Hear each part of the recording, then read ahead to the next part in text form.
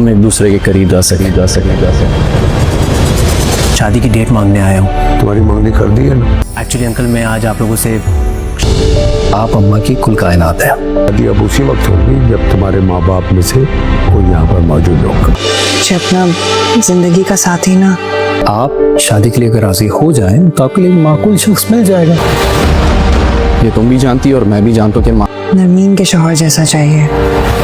اس سے شادی تو میں نے اس لیے کی تاکہ ہاہین تمہارے بیروں کی دھول کے برابر بھی نہیں. طلحہ اب ایمان کا رشتہ لینے کے لیے سراج صاحب کے پاس ان کے گھر آ گیا ہے، لیکن سراج صاحب طلحہ سے بولیں گے کہ انہوں نے ایمان اور طلحہ کی منگنی تو اس کے ماں باپ کے بغیر کروا دی، لیکن وہ شادی اس کے ماں باپ کی اجازت کے بغیر نہیں کروائیں گے، اور طلحہ کو اب اپنے گھر والوں کو یہاں پر لانا ہوگا. وہاں پر ہمایوں اب گلرخ کو راضی کر رہا ہے کہ وہ کسی سے شادی کر لے، کیونکہ گلرخ اور اس کی ماں بالکل اکیلے ہیں. ساتھ ہی ساتھ آپ لوگ یہ بھی دیکھیں گے کہ نہال اب دوبارہ سے نرمین پر ڈورے ڈالنا شروع ہو گیا ہے، اور نرمین سے بول رہا ہے کہ اس نے ماہین سے شادی صرف اسی لیے کی تھی تاکہ وہ نرمین کے قریب آ سکے.